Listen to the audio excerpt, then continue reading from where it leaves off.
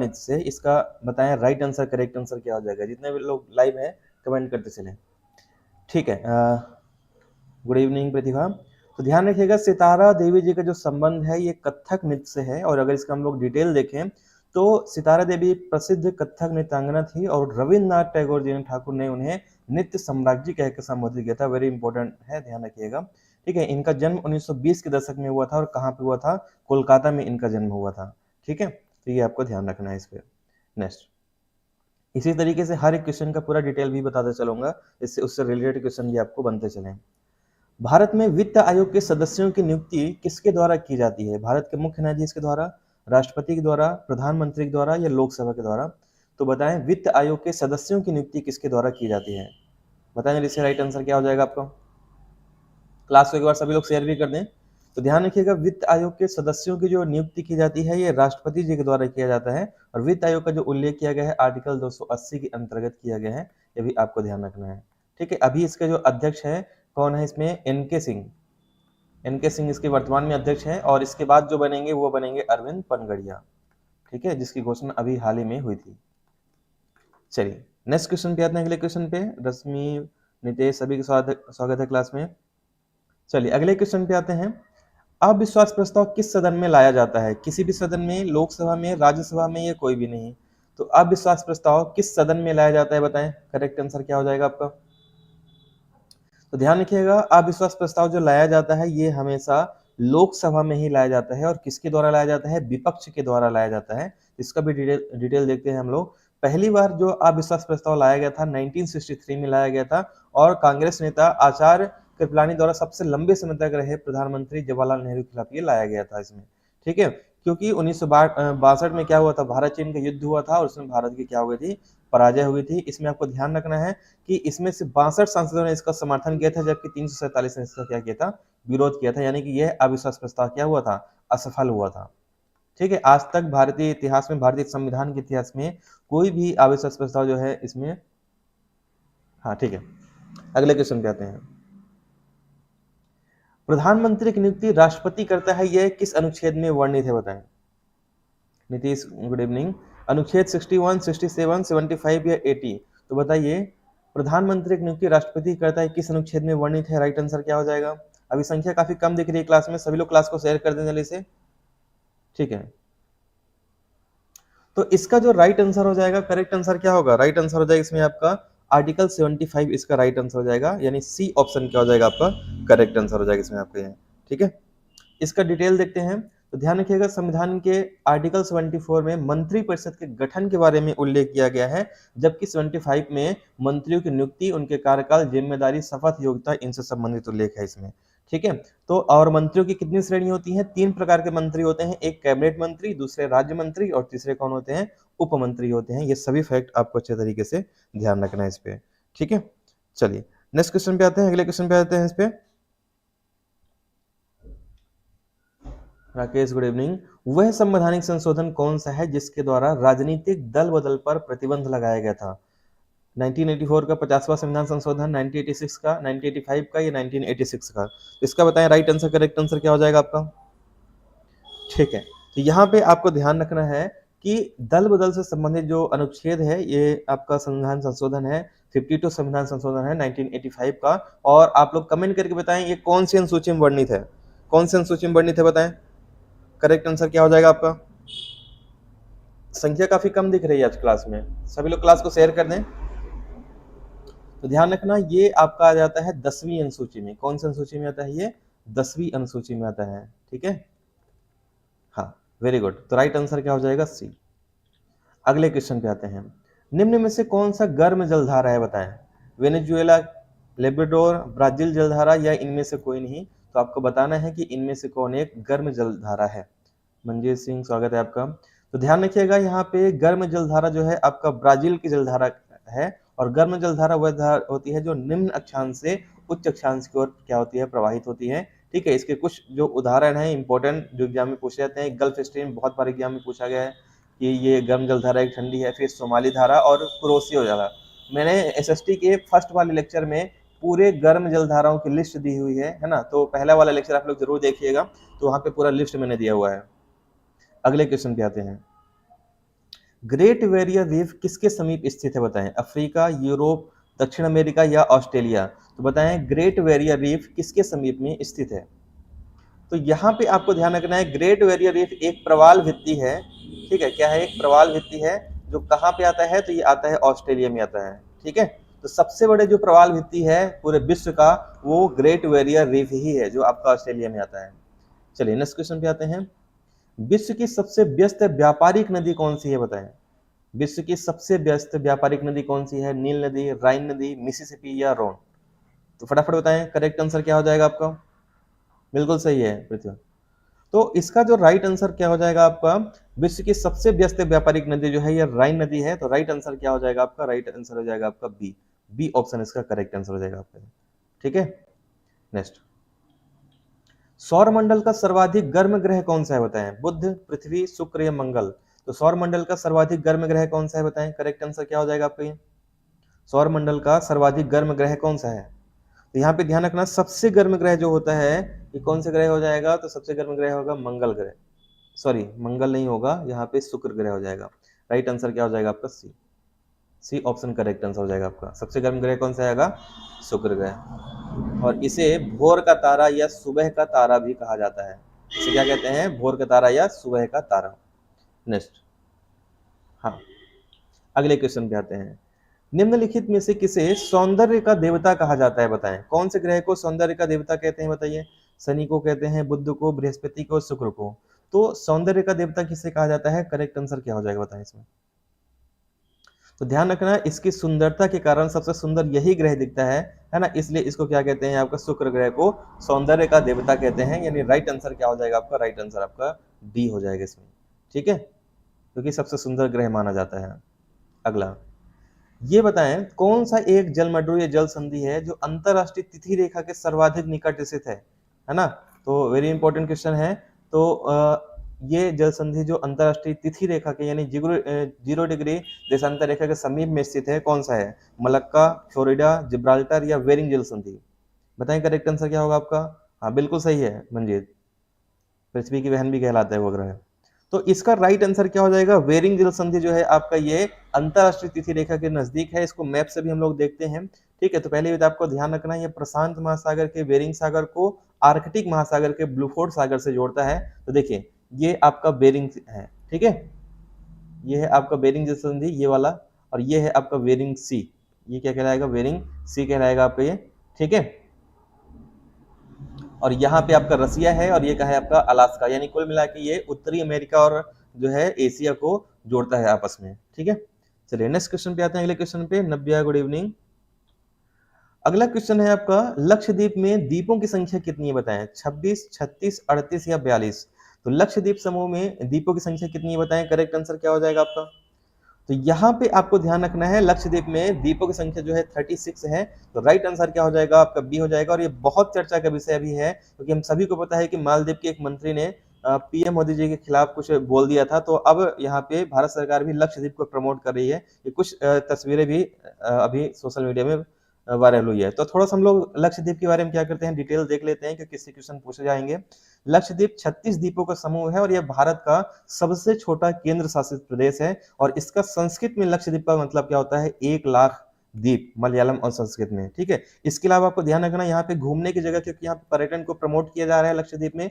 तो कौन कौन से यहाँ पे घूमने की जगह है, तो मिनिकाय द्वीप है, अगरती द्वीप है, बगाराम द्वीप है, कवरती है और कल्पेनी द्वीप है। तो यहाँ पे घूमने की अच्छी जगह है यहाँ पे, ठीक है। लक्षद्वीप को स्क्यूबा डाइविंग भी यहाँ पे किया जा सकता है, ठीक है। और यहाँ पे ध्यान रखिएगा 96% आबादी इस्लाम धर्म को मानने वाली है। और 2011 की जनसंख्या के अनुसार यहाँ की आबादी कितनी है, 64,473 है लगभग, ठीक है। राजधानी क्या है, कवरती। और यहाँ पे पीएम मोदी जी ने अभी हाल ही में घोषणा किया है कि यहाँ पे हाई स्पीड इंटरनेट की व्यवस्था भी जल्द ही की जाएगी, ठीक है। चलिए नेक्स्ट क्वेश्चन पे आते हैं। तो मैं करंट अफेयर से भी अपडेट करता चल रहा हूँ आपको। नवीन जलोढ़ मिट्टी को अन्य किस नाम से जाना जाता है, खादर मिट्टी, रेगुड़ मिट्टी, कल्लर मिट्टी या बांगर मिट्टी। तो बताएं नवीन जलोढ़ मिट्टी को अन्य किस नाम से जाना जाता है, करेक्ट आंसर क्या हो जाएगा। तो ध्यान रखिएगा नवीन जलोढ़ मिट्टी क्या कहते हैं, खादर, और पुरानी जलोढ़ मिट्टी क्या कहते हैं, बांगर, ठीक है। तो दो प्रकार की मिट्टी होती है। तो राइट आंसर क्या हो जाएगा आपका, राइट आंसर आपका ए इसका बिल्कुल करेक्ट आंसर हो जाएगा। क्लास को सभी लोग प्लीज शेयर कर दें, ठीक है। अगले क्वेश्चन पे आते हैं। लक्ष्मीबाई सागर बांध परियोजना किस नदी पे स्थित है? बेतवा नदी पे, चंबल नदी पे, सोन नदी पे, केन नदी पे? तो ध्यान रखिएगा, लक्ष्मीबाई सागर परियोजना जो है ये बेतवा नदी पे स्थित है। तो राइट आंसर क्या हो जाएगा आपका? राइट आंसर आपका ए इसका बिल्कुल करेक्ट आंसर हो जाएगा आपका ये। ठीक है, इसे माता टीला बांध के नाम से भी जाना जाता है। दूसरा नाम क्या है इसका? माता टीला बांध। ठीक है, चलिए नेक्स्ट क्वेश्चन पे आते हैं। भारत का पूर्वी समुद्री तट किस नाम से जाना जाता है? बताएं। दीघा तट, कोरोमंडल तट, कोंकण तट या मालाबार तट? तो बताएं इसमें कि भारत का पूर्वी समुद्री तट किस नाम से जाना जाता है? करेक्ट आंसर क्या हो जाएगा आपका? राइट आंसर क्या होगा बताएं। तो यहाँ पे आपको ध्यान रखिएगा, पूर्वी समुद्र तट जो है आपका कोरोमंडल तट के नाम से जाना जाता है, और ये तट ये प्रमुख है, ध्यान रखिएगा। गोवा से कर्नाटक तक का जो हिस्सा है ये क्या कहलाता है? कोंकण तट कहलाता है। ठीक है, फिर ये मालाबार तट जो है केरल वाला हिस्सा कहलाएगा। ठीक है, और ये जो कहलाता है आपका कोरोमंडल तट कहलाएगा। क्या कहलाएगा? कोरोमंडल तट कहलाएगा। और ये उड़ीसा वाला जो तट है ये उत्तरी तट कहलाता है। ये तो ये तट बहुत कंफ्यूज करते हैं, तो ये आपको थोड़ा सा ध्यान रखना है अच्छे से। ठीक है, नेक्स्ट। 1857 के विद्रोह का नेतृत्व बरेली में किसने किया था? लियाकत अली ने, मंगल पांडे ने, मौलवी अहमदुल्ला ने या खान बहादुर ने? तो बताएं 1857 के विद्रोह का नेतृत्व किसने किया था? ठीक है, तो यहाँ पे आपको ध्यान रखना है कि इसका जो नेतृत्व किया था ये खान बहादुर खान ने किया था, और ये बरेली में इसका नेतृत्व किया था। इसकी शुरुआत 1857 क्रांति जो हुई थी 10 मई 1857 को हुई थी। ठीक है, बैरकपुर छावनी से हुई थी, ये सबको पता है ये। ठीक है, चलिए अगले क्वेश्चन पे आते हैं। बक्सर के युद्ध में अवध के किस नवाब ने भाग लिया था? बताएं। शाह आलम ने, वाजिद अली शाह ने, सफदर जंग ने या शुजाउद्दौला ने? तो बताएं बक्सर के युद्ध में अवध के किस नवाब ने भाग लिया था? तो यहाँ पे आपको ध्यान रखना है, अवध के जो नवाब थे उसमें पे शुजाउद्दौला थे। ठीक है, और बक्सर के युद्ध कब हुआ था? तो 22 अक्टूबर 1764 को ये बक्सर का युद्ध हुआ था। ठीक है, इसमें मुगल बादशाह जो थे कौन थे? शाह आलम द्वितीय मुगल बादशाह थे। ठीक है, इसके अलावा आपको ध्यान रखना है कि इसमें अवध के नवाब कौन थे? शुजाउद्दौला थे। ठीक है, और बंगाल के जो नवाब थे इनका नाम क्या था? मीर कासिम। बंगाल के नवाब कौन थे? मीर कासिम थे।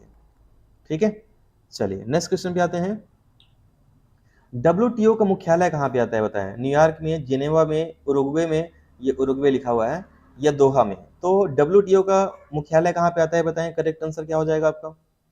तो यहाँ पे आपको ध्यान रखना है, WTO का जो मुख्यालय आता है ये आता है जिनेवा में, यानी राइट आंसर क्या हो जाएगा? बी। वेरी इंपॉर्टेंट है, इसको डिटेल भी देख लेते हैं। तो विश्व व्यापार संगठन एक अंतरराष्ट्रीय संगठन है, वर्ल्ड ट्रेड ऑर्गेनाइजेशन इसका फुल फॉर्म है। इसका उद्देश्य क्या है? अंतरराष्ट्रीय व्यापार का उदारीकरण करना, यानी कि इसमें जितने भी बंदिशें हैं, जितनी बाधाएं हैं, उनको क्या करना? धीरे धीरे कम करना। तो 1 जनवरी 1995 में इसकी स्थापना हुई है, और जिनेवा स्विट्जरलैंड में इसका क्या है? मुख्यालय है। नेक्स्ट। महात्मा गांधी का राजनीतिक गुरु कौन था? बताएं। अरविंद घोष, गोपाल कृष्ण गोखले, बाल गंगाधर तिलक, लाला लाजपत राय? तो बताएं महात्मा गांधी का राजनीतिक गुरु कौन था? करेक्ट आंसर क्या हो जाएगा आपका? ठीक है, तो महात्मा गांधी का जो राजनीतिक गुरु कौन थे? इनके गुरु जो थे गोपाल कृष्ण गोखले जी थे। हम सभी को पता है 9 जनवरी 1915 को महात्मा गांधी जी दक्षिण अफ्रीका से भारत वापसी किए थे, और फिर 2 सालों तक ये भारतीय राजनीति को समझने का प्रयास किए थे। किसके नेतृत्व में? गोपाल कृष्ण गोखले जी के नेतृत्व में। ठीक है, इसलिए इनको इनका राजनीतिक गुरु कहा जाता है। नेक्स्ट, अगला है, अंग महाजनपद की राजधानी कहाँ थी? वैशाली, कौशाम्बी, श्रावस्ती या चंपा? अच्छा, ये भी कमेंट करें आप लोग, मैं बहुत स्पीड में तो नहीं पढ़ा रहा हूँ, स्पीड ठीक है इतनी? तो अंग महाजनपद की राजधानी क्या कहाँ थी? तो ध्यान रखिएगा, अंग महाजनपद की राजधानी चंपा थी। और पूरे 16 महाजनपद की राजधानी भी आप लोग यहाँ पे देख सकते हैं। इसका पीडीएफ आप लोग को मिल जाएगा, व्हाट्सएप ग्रुप में डेली दे दे रहा हूँ पीडीएफ में। अंग की चंपा है, मगध की पाटलिपुत्र है, काशी के वाराणसी है, कौशल का श्रावस्ती, वज्जी वैशाली, मल्ल कुशीनारा, चेदी का शक्तिमती, वत्स का कौशाम्बी, कुरु का इंद्रप्रस्थ है, पांचाल का काम्पिल, मत्स्य का विराटनगर, सूरसेन का मथुरा, अस्मक का पोतन है, अवंती का उज्जैनी है, कंबोज राजपुर, और गांधार तक्षशिला। ये पूरी लिस्ट मैंने यहाँ पे दे दिया हुआ है। हालांकि आप लोग को पीडीएफ भी थोड़ी देर से क्लास के खत्म होने के बाद मिल जाएगा व्हाट्सएप ग्रुप में। ठीक है, व्हाट्सएप नंबर सब लोग को पता है मेरा, मैं लास्ट में लिख दूंगा, अभी भी लिख दे रहा हूँ मैं, 9630828149 मेरा व्हाट्सएप नंबर है। यहाँ पे पीडीएफ आपको डेली मिलती है। नासिक किस नदी के किनारे स्थित है? बताएं। महानदी, गोदावरी, कृष्णा, ताप्ती? तो ध्यान रखिएगा, नासिक जो आता है ये गोदावरी नदी के किनारे स्थित है। और कौन से पहाड़ी से निकलता है? नासिक के त्रयंबक पहाड़ी से निकलता है, और यह प्रायद्वीपीय भारत की सबसे लंबी नदी कहलाती है, और जिसे वृद्ध गंगा के नाम से भी जाना जाता है। और क्या कहते हैं इसको? वृद्ध गंगा। चलिए एक पॉइंट और ध्यान रखिएगा, इसकी सबसे बड़ी सहायक नदी कौन सी है? वेनगंगा सबसे बड़ी सहायक नदी है। अगले क्वेश्चन पे आते हैं। मानव शरीर की सबसे बड़ी मिश्रित ग्रंथि कौन सी है बताएं? सबसे बड़ी मिश्रित ग्रंथि कौन सी है इसकी? थाइमस, प्लीहा, अग्नाशय या यकृत? तो मानव शरीर की सबसे बड़ी मिश्रित ग्रंथि कौन सी है? करेक्ट आंसर क्या हो जाएगा बताएं? तो ध्यान रखिएगा, मानव शरीर की सबसे बड़ी मिश्रित ग्रंथि जो आती है ये अग्नाशय ग्रंथि आती है, जिसे पेनक्रियाटिक ग्लैंड भी कहते हैं। ठीक है, पेनक्रियाटिक ग्लैंड कहते हैं इसको। ठीक है, तो राइट आंसर क्या हो जाएगा? राइट आंसर आपका सी हो जाएगा इसमें आपका। इससे आपको ध्यान रखना है हार्मोन्स का भी श्रावण होता है और एंजाइम का भी। हार्मोन कौन निकलता है? इंसुलिन हार्मोन का यहाँ से श्रावण होता है। नेक्स्ट, भारतीय संसद में लोक लेखा समिति का अध्यक्ष कौन होता है? विपक्षी दल का नेता, लोकसभा का अध्यक्ष, लोकसभा का उपाध्यक्ष या राज्यसभा का अध्यक्ष? तो भारतीय संसद में लोक लेखा समिति का अध्यक्ष कौन होता है बताएं? करेक्ट आंसर क्या हो जाएगा आपका? तो ध्यान रखिएगा, लोक लेखा समिति के जो अध्यक्ष होते हैं ये कौन होते हैं? तो ये होते हैं आपके विपक्षी दल के नेता होते हैं, यानी राइट आंसर ए हो जाएगा। इसका डिटेल देखते हैं तो लोक लेखा समिति भारतीय संसद की कुछ चुने हुए सदस्यों वाली समिति है जो क्या काम करती है? भारत सरकार के खर्चों की लेखा परीक्षा करती है। ठीक है, और इसे आपको वेरी वेरी इंपॉर्टेंट है, बहुत बार एग्जाम में पूछा गया है कि इसे क्या कहा जाता है? प्राक्कलन समिति की जुड़वा बहन कहा जाता है। इसमें टोटल 22 सदस्य होते हैं, जिसमें से 15 सदस्य लोकसभा के और 7 सदस्य राज्यसभा के होते हैं। और इसको ध्यान रखा, 1919 के अधिनियम के माध्यम से इसको भारत में लागू किया गया था। इसे मोंटफोर्ट सुधार भी कहा जाता है, ये चेम्सफोर्ड सुधार। चलिए अगले क्वेश्चन पे आते हैं। निम्नलिखित में से किसे आरबीसी का कब्रिस्तान कहा जाता है बताएं? यकृत को, प्लीहा को, मस्तिष्क को या हृदय को? तो आरबीसी का कब्रिस्तान किसे कहते हैं बताएं? करेक्ट आंसर क्या हो जाएगा आपका? सभी लोग कमेंट करते चलें, कमेंट में सभी के देख रहा हूं, है ना। तो प्लीहा को आरबीसी का कब्रिस्तान कहा जाता है, इसे इंग्लिश में क्या कहते हैं? स्प्लीन। तो ग्रेवयार्ड ऑफ आरबीसी किसे कहते हैं? ग्रेवयार्ड ऑफ आरबीसी जो कहा जाता है स्प्लीन को, यानी प्लीहा को कहते हैं। नेक्स्ट, ताजमहल की डिजाइन तैयार करने वाले वास्तुकार कौन थे? इस्माइल, उस्ताद अहमद लाहौरी, मोहम्मद हुसैन, शाह अब्बास? तो ताजमहल के डिजाइन तैयार करने वाले वास्तुकार कौन थे बताएं? करेक्ट आंसर क्या हो जाएगा आपका? तो ध्यान रखना, ताजमहल जो डिजाइन तैयार किया था ये उस्ताद अहमद लाहौरी ने किया था। ठीक है, इसके साथ ईसा खां भी थे। और ये बनवाया किसने था? तो शाहजहां ने इसका निर्माण करवाया था मुमताज महल की याद में, ये तो हम सबको पता है। नेक्स्ट, अगला है, भारतीय संगीत का आद्य ग्रंथ किसे कहा जाता है? सामवेद को, ऋग्वेद को, अथर्ववेद को या यजुर्वेद को? तो भारतीय संगीत का आदि ग्रंथ किसे कहते हैं बताएं? और एक जानकारी और है आप लोगों के लिए, कल से मैं ईबीएस की क्लास भी स्टार्ट करूंगा, जो प्रीवियस क्वेश्चन पेपर रहेंगे। तो अभी मैराथन क्लास चलाऊंगा उसका मैं 1 हफ्ते तक, जब तक एग्जाम नहीं हो जाता आपका, तो उसके लिए भी कल से तैयार रहेगा। मैं उसका व्हाट्सएप ग्रुप में आप लोगों को टाइमिंग बता दूंगा। ठीक है, तो भारतीय संगीत का आदि ग्रंथ किसे कहा जाता है? ये कहा जाता है सामवेद को। और संगीत का प्रथम वेद भी इसे कहा जाता है, संगीत का जननी भी इस वेद को कहा जाता है। ठीक है, नेक्स्ट, महावीर की माता का नाम क्या था? देवानंदी, त्रिशला, यशोदा या इनमें से कोई नहीं? तो बताएं, महावीर स्वामी जी की माता का नाम क्या था? करेक्ट आंसर क्या हो जाएगा आपका? तो ध्यान रखना, महावीर जी की माता का नाम जो था त्रिशला था। ठीक है, और इनके पिता का नाम क्या था? तो पिता का नाम क्या था? सिद्धार्थ। सिद्धार्थ इनके पिता का नाम था। पुत्री का नाम क्या था? प्रियदर्शिनी। ठीक है, और जामाली जो था इनके दामाद का नाम था। नेक्स्ट, किस व्यक्ति को द्वितीय अशोक कहा जाता है बताएं? किसे द्वितीय अशोक कहते हैं? हर्षवर्धन को, चंद्रगुप्त मौर्य को, समुद्रगुप्त को या इनमें से कोई नहीं है? तो किस व्यक्ति को द्वितीय अशोक कहा जाता है बताएं? करेक्ट आंसर क्या हो जाएगा आपका? राइट आंसर क्या होगा बताएं? ठीक है, तो ध्यान रखिएगा, द्वितीय अशोक जो कहते हैं ये बहुत कंफ्यूज करता है। हर्षवर्धन को क्या कहा जाता है? द्वितीय अशोक कहा जाता है। तो राइट आंसर क्या हो जाएगा? राइट आंसर आपका ए हो जाएगा। तो बहुत सारे लोग समुद्रगुप्त को बोल देते हैं, समुद्रगुप्त को नहीं कहा जाता है, हर्षवर्धन कहा जाता है। और इन्हें अंतिम भारतीय सम्राट भी कहा जाता है। अंतिम भारतीय सम्राट भी किसे कहते हैं? तो ये हर्षवर्धन को। हालांकि ये सम्राट का मतलब होता है कि आसपास के सभी क्षेत्रों पे वो राज करे, लेकिन ऐसा हर्षवर्धन का नहीं था, ये केवल उत्तरी क्षेत्र में ही शासन किया करते थे। नेक्स्ट, किसने इक्तादारी प्रथा चलाई थी? तुगलक ने, इल्तुतमिश ने, फिरोज ने या इनमें से कोई नहीं? तो इक्तादारी प्रथा किसने चलाई थी बताएं? करेक्ट आंसर क्या हो जाएगा आपका? तो यहाँ पे आपको ध्यान रखना है, इक्तादारी प्रथा जो चलाया था इल्तुतमिश ने चलाया था। देखते हैं क्या होता है ये। तो इक्ता प्रणाली दिल्ली सल्तनत के शासक इल्तुतमिश ने शुरू किया था, और यह केंद्रीकरण का एक शक्तिशाली साधन था। होता क्या था कि सुल्तान और कुलीनों के बीच में क्षेत्रों के विभाजन पे आधारित था। इसमें भूमि छोटे छोटे भागों में बटी हुई थी और वो रईसों, अधिकारियों और सैनिकों को दे दी जाती थी। यही कहलाता था इक्तादारी प्रथा। ठीक है, किसने शुरुआत किया था? इल्तुतमिश ने। ठीक है, और समाप्त किसने किया था? तो ये भी आपको ध्यान रखना है, इसको समाप्त किया था गयासुद्दीन बलबन ने, इसको समाप्त किया था। ठीक है, नेक्स्ट, अंतिम क्वेश्चन है, कृष्णदेवराय किसके समकालीन थे? हुमायूं, शेरशाह, बाबर या अकबर? तो कृष्णदेवराय किसके समकालीन थे बताएं, करेक्ट आंसर क्या हो जाएगा आपका? तो इसका राइट आंसर क्या हो जाएगा? कृष्णदेवराय जो समकालीन थे ये बाबर के समकालीन थे, जिसका जिक्र खुद बाबर ने किया है। इसकी किताब थी, ठीक है, तुजुक ए बाबरी। क्या किताब थी? तुजुक ए बाबरी, जिसको कहा जाता है बाबरनामा, है ना, बाबरनामा। और कौन सी भाषा में थी ये? तुर्की भाषा में थी। तो इसी में कृष्णदेवराय का उल्लेख मिलता है। और यहाँ पे बाबर जो है इसके भारत का सर्वाधिक शक्तिशाली सम्राट किसको बताया है? कृष्णदेवराय को बताया है इसमें। ठीक है, तो उम्मीद करता हूँ ये क्लास आपको पसंद आई होगी। डेली इसी तरह के टॉप 30 क्वेश्चन में कराता हूँ विद डिटेल के साथ, और डेली आप लोग क्लास ज्वाइन किया करें। ये मेरा व्हाट्सअप नंबर है, जिनको पीडीएफ चाहिए इसका तो व्हाट्सएप ग्रुप में मैसेज कर देंगे तो आपको व्हाट्सएप ग्रुप में जोड़ दिया जाएगा। डेली पीडीएफ मिल जाती है, इसकी पीडीएफ भी जस्ट 15 मिनट बाद आपको मिल जाएगी। इसके अलावा कल से मैं ईवीएस की क्लास भी स्टार्ट कर दूंगा, तो उसके लिए भी तैयार रहिएगा। और 10:30 बजे जो है एमपीपीएससी की प्रीवियस क्वेश्चन पेपर की क्लास रहेगी, उसके लिए भी तैयार रहिएगा। थैंक यू एवरीवन, मिलते हैं हम लोग अब नेक्स्ट क्लास में। और अगर क्लास पसंद आई तो प्लीज लाइक करिएगा, अगर पसंद नहीं आई तो डिसलाइक कर दीजिएगा, और फीडबैक जरूर दीजिएगा कि आपको क्या चीज पसंद आया या नहीं आया। तो मिलते हैं नेक्स्ट क्लास में, तब तक के लिए धन्यवाद, जय हिंद।